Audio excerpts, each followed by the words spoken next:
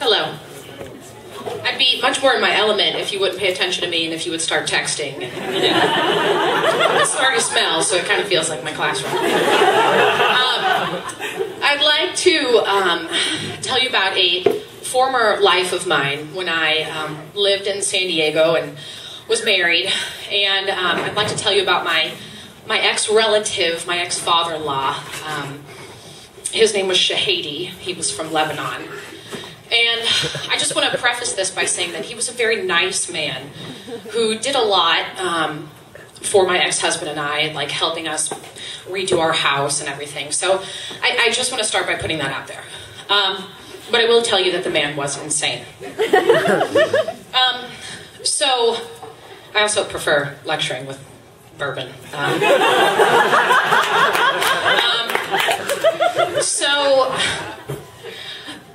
Shahidi, so I had met Pierre's mother.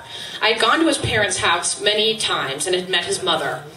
But I never met his father because his father didn't like to interact with his wife or the other members of his family. So he built an addition to the home where he didn't have to interact with anybody. So a couple times after being there, Pierre was like, I think it's time that you meet my father. And I said, okay. So he called his dad from his mom's house. Like, you can hear the phone ringing. It's like a piece of plywood right here. You can hear the phone ringing. And so Shahidi picks up. I just kind of hear.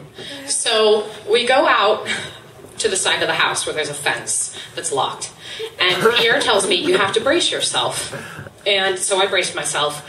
And the gate opened. And this man, like out of a Hemingway novel or something, just this huge burly man in shorts, nothing else, big burly chest, like missing teeth, hands like baseball mitts. He was a carpenter and a jack of all trades and worked with his hands. And, he's just like, hello.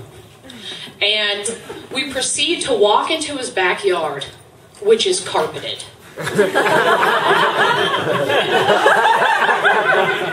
The backyard is carpeted. And I don't know why. And Pierre doesn't know why either, but it's carpeted. And it looks like the clubhouse of a madman. He, during his time in the United States, was jack of all trades and would go, and work in job sites and whatever, and would just collect random shit and bring it to his house and, like, had it strewn about, like the storage area and, like, laying on the carpet in the yard. And so then we go into his house, and for some reason he decides to entertain us in his bedroom, not like in the living room or anything. And we go into his bedroom, and I notice that there's bags, brown paper bags, and they look, I don't know what they're full of, but they're in his room. And at one point I had to go to the bathroom, and I noticed there was a jar of hair, and it looked like pubic hair. But after examining, like, his head again, he had this very curly, wiry hair. So I think it was like a variety of all types of hairs. But I discovered later on what was in the bags because Shahidi spent a lot of time at our house. We built this house that needed a lot of help, and he was wonderful at helping us with that. He would stay at our house. And one time, after he had taken a shower, he came out and he looked at my head and he's like, your hair, you're losing your hair. And I was like, holy shit, do I have a bald spot? I don't know that. But apparently, well, A, he was concerned because his sister had lost her hair, like she was going bald. He was afraid I'd go bald. I don't think he wanted his son to marry a woman who was going bald. But then he also was concerned because he told me that if somebody got a hold of your hair, they could put a curse on you. And so I learned that the bags in his bedroom were full of hair. He saved it because he told me that if somebody got a hold of your hair or your teeth, that they could put a curse on you. All right, so this is really not a continuous narrative. This is just a series of anecdotes. I've chosen just a few of many. Shahidi liked to tell stories because, he liked to tell me stories because he didn't have a lot of interaction, a lot of talking time with his family members because he didn't like them, they didn't like him, some he didn't even think were his actual sons, and, he didn't have friends because he was frightening. And so one time he was telling me the story about how he met his wife, Suad, who I loved, Suad. I know I hurt her very much when I left her son, but the story was, so she lived in a rural part of Lebanon, And she saw this man, Shahidi, hunting, and she said, I want to marry him. So she told her mother, I want to marry that man. So she had her mother go to Shahidi's mother and say, my daughter would like to marry your son. And Shahidi's mother said, okay. And Shahidi's mother said to Shahidi, you know, I know Suwad's mother, she's a good woman, and Suwad will be the same way, so you should marry her. So they got married. And the story goes that on their wedding night, I've heard about this in other cultures, but they had to put a towel down when they consummated the marriage in order to present virginal blood to the mother-in-law. And so this was done, and then the next day it was taken to Shahidi's mother. And Shahidi's mother claimed that it was menstrual blood, not virginal blood, and claimed that Suwad was a slut. And so Suwad apparently slapped her across the face. And from that point on, they never got along, and Shahidi never liked his wife.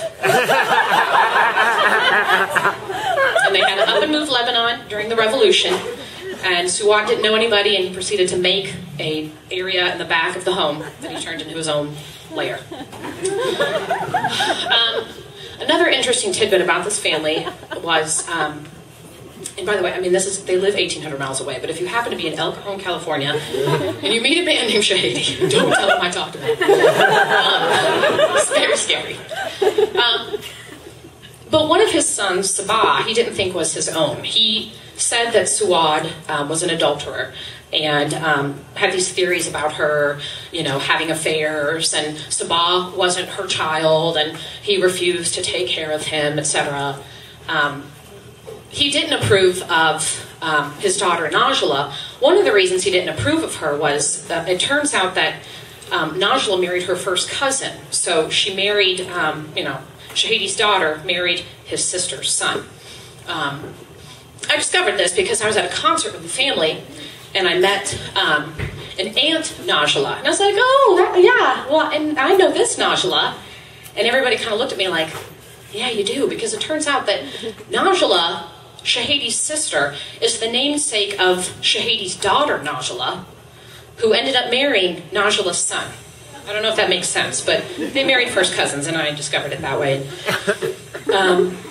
Basically, you know, I claim that this man is crazy, and I decided to marry into this family, so clearly I'm a bit unstable myself. And I'll leave you with, my last memory of this man was at my wedding. I'm taking my vows, which I did not take very seriously. And I know it's horrible. If you're getting married, it should be a good thing.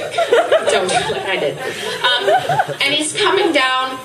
No, so we are exchanging vows, and then apparently, like, I hear this, people are talking, and I kind of turn around, and here comes this man. Everybody thinks a gardener is coming down the aisle. You know, it's outdoors at the Rancho Bernardo Inn in Rancho Bernardo, San Diego County. And this man is walking down. You know, he looks like a gardener, a maintenance worker at the inn. He's wearing worker's clothing, stained, and everybody thinks a gardener is walking down the aisle during our vows. But it turns out it's Shahidi. He decided to come to the wedding during the vows, dressed like a maintenance worker, and proceeded not to sit by his wife because he doesn't like her, but like made a big scene and then ended up sitting by my parents who were afraid of him. And nevertheless, I knew I was making a mistake as I was exchanging vows, and told myself I'd give it a year, and the 13th month I divorced. Spent some time in the San Diego County Courthouse with all the meth heads who were trying to take advantage of the free divorce programs.